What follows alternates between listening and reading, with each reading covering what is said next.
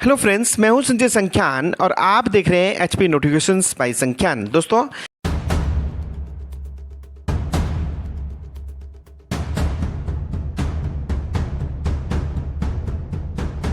आज की इस वीडियो में हम बात करने की कोशिश करेंगे कि पे की जो क्वेश्चन मेन, ये भी बहुत इंपॉर्टेंट क्वेश्चन है। इसे बोलते हैं nest below rule. Nest below rule, nest below rule क्या है कि देखिए, सिंपल अगर मैं क्वेश्चन में आपको समझाने की कोशिश करूं, ये है FR/2। इसमें क्या बोला गया कि कोई गवर्नमेंट मान लीजिए और वो एक्स कैडर में है या फिर डेपुटेशन पे है, तो भाई उसको हम ये नहीं कर सकते कि उसके जूनियर की प्रमोशन कर दें और उसको वहीं पे रहने दें। उसको सिर्फ हम ये नहीं बोल सकते कि एक्स कैडर में भाई उसकी प्रमोशन नहीं होगी, उसको भी हमें प्रमोशन का बेनिफिट देना पड़ेगा, जिसे जिसे कहाँ बताया गया, नेस्ट ब्रो रूल में या एनबीआर में। एनबीआर में अब इसको एक बार आप पढ़ लीजिए। मींस इसका मतलब क्या है कि क्वेश्चन जो आपका आएगा इस तरह आएगा कि what is next below rule, या फिर साथ में पूछा जा सकता है कि can proforma promotion can be given to a government servant who is under training in India और अब्रॉड। इस तरह क्वेश्चन आपसे पूछा जा सकता है। तो देखिए, इसके लिए अगर मैं आपको सिंपल शब्दों में समझाने की कोशिश करूं, पहले एक एग्जांपल ले रहा हूं। ये है मेरे पास एक एजुकेशन डिपार्टमेंट में 6 क्लर्क हैं, ABCDE और F। अब इसमें से एक क्लर्क जो मिस्टर ए है, ये देखो, ये है सीनियोरिटी बेसिस पे। ए सबसे ज़्यादा सीनियर है और एफ जो सबसे ज़्यादा जूनियर है। तो ए की क्या हुआ कि ये चला गया board corporation, means education board Dharamshala में चला गया। तो अब ये इसे हम बोलेंगे एक्स कैडर में। अब गवर्नमेंट एम्प्लॉइज जो क्लर्क बी था, इसकी कैडर में अब इसकी लाइन ऑफ प्रमोशन जो थी इसकी, क्योंकि क्लर्क के बाद अगली प्रमोशन होती है जूनियर असिस्टेंट की। अब ये जो मिस्टर बी था, इसको बना दिया हमने जूनियर असिस्टेंट। तो अब रूल बोलता है कि भाई इसमें मिस्टर ए की क्या गलती थी, क्या वो एक्स कैडर में, इसलिए हम इसकी प्रमोशन नहीं करेंगे। बट अगर क्या ये क्वालिफिकेशन जो मिनिमम क्वालिफिकेशन रहती है कि मिनिमम ACR है ठीक होनी चाहिए या मिनिमम क्वालिफिकेशन है, वो सारी ठीक है, तो भाई हम इसको एक्स कैडर में ऐसे नहीं छोड़ सकते कि इसकी प्रमोशन नहीं करेंगे। इसकी भी प्रो फॉर्मा प्रमोशन हमें करनी पड़ेगी, या हमें ये मानना पड़ेगा कि जिस दिन बी की प्रमोशन हुई उसी दिन हमें ए के भी प्रमोशन के ऑर्डर करने पड़ेंगे। ये ए के ऑर्डर कब होंगे, जिस डेट को बी के ऑर्डर होंगे उसी डेट से ए के ऑर्डर भी हम लोगों को करना पड़ेगा, जिसे हम बोलते हैं नेस्ट ब्लो रूल, या इसे बोलते हैं परफॉर्मा प्रमोशन, या फिर हम इसे केवल बोलते हैं 1-to-1 प्रमोशन। इसमें क्या हो रहा है, एक यहाँ पे हो रही है प्रमोशन बी की, तो हमने एक्स कैडर में भी बी की एक प्रमोशन कर दी 1-to-1। एक यहाँ कैडर में हो रहा है तो एक हो रहा है एक्स कैडर में। बट ये तभी होगा अगर ये बी से सीनियर है। अगर बी से सीनियर नहीं है तब इसकी प्रमोशन नहीं होगी। अब मैं मान के चल रहा हूँ कि मान लीजिए सी और डी ये भी एक्स कैडर में चले गए, यहाँ पे आगे सी और डी। तो अब क्या होगा, और यहाँ पे ई की हमने प्रमोशन कर दी। तो अब ई की प्रमोशन करी तो क्योंकि ये सी और डी यहाँ जो एक्स कैडर में बैठे हुए इस जगह पे, इनकी भी प्रमोशन होनी चाहिए थी, बट हम सी और डी दोनों की प्रमोशन नहीं करेंगे, क्योंकि रूल बोलता है 1-to-1। ई कैडर में एक की प्रमोशन हुई तो हम सिर्फ यहाँ पे जो एक्स कैडर में सी बैठा है ना, उसी की ही प्रमोशन करेंगे, डी की प्रमोशन नहीं करेंगे। ओके, मींस एक अगर हम कैडर से कर रहे हैं तो एक हमें एक्स कैडर से करनी पड़ेगी।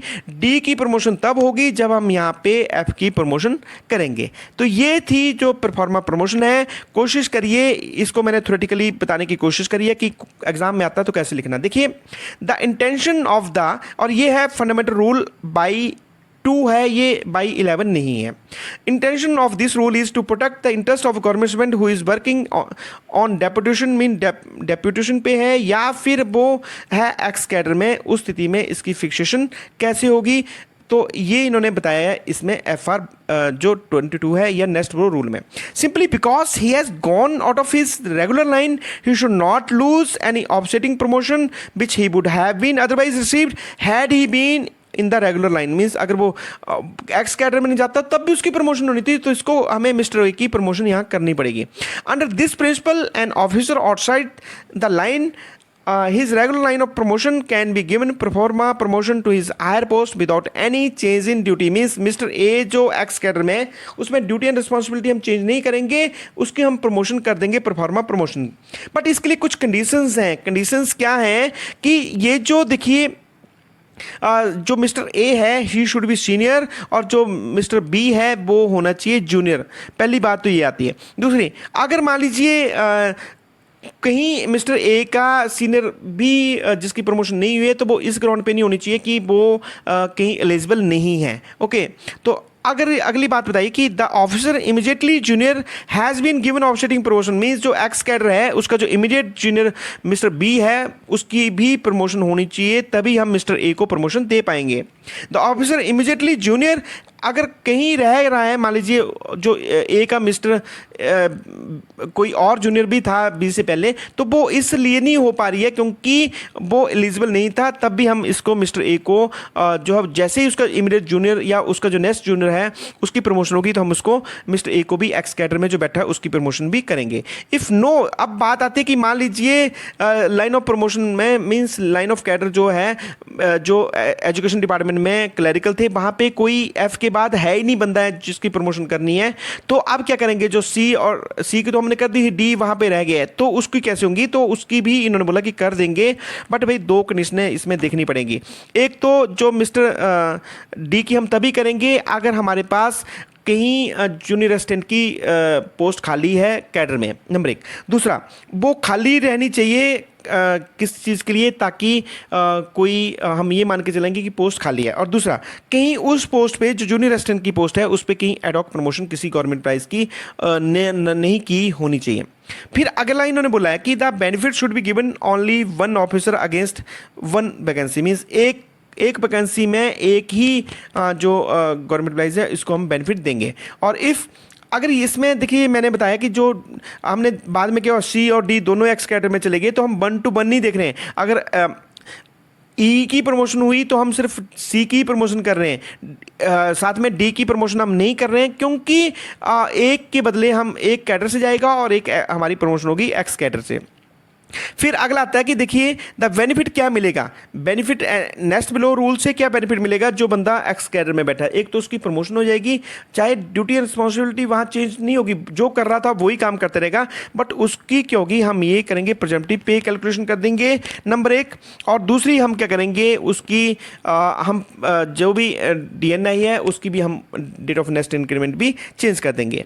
फिर आता है कि देखिए अगर मान लीजिए कोई लाइन ऑफ प्रमोशन में कहीं कोई है ही नहीं बचा हुआ कैडर में, तो फिर क्या एक्स कैडर की प्रमोशन नहीं होगी, होगी भाई, उसके लिए पर वैकेंसी जो है कम से कम 90 दिन होनी चाहिए। फिर आता है कि इसमें मैंने बता दिया कि क्या बेनिफिट मिलने वाला है। एक तो देखिए उसको हाई सैलरी मिल जाएगी, जो अगर वो सेम कैडर में होता है उसके साथ से हम प्रेजम्पटिव पे कैलकुलेशन करते हैं, और इंक्रीमेंट टू काउंट पीरियड, ये जो पीरियड होगा उसको हम इंक्रीमेंट के लिए काउंट करेंगे। फिर अगली आती है देखिए the power to protect issue the declaration under FR2 protection of the pay while in officer is holding, इसमें किसकी पावर है, वो है एडमिनिस्ट्रेटिव डिपार्टमेंट की। तो ये था जो मैंने आपसे के साथ डिस्कस कर दिया कि नेक्स्ट ब्रो रूल क्या होता है। तो इसी तरह की वीडियो देखने के लिए अगर आप नए जुड़े हैं तो मेरे चैनल का नाम है HP नोटिफिकेशन स्पाइस संख्यान, और चैनल को सब्सक्राइब कर लीजिए क्योंकि एम्प्लॉयज रिलेटेड ढेरों वीडियो आपको इसी चैनल पर मिलने वाली है। इस तरह की वीडियो देखने के लिए कीप वॉचिंग HP नोटिफिकेशन स्पाइस संख्यान। जय हिंद, जय हिमाचल, थैंक यू।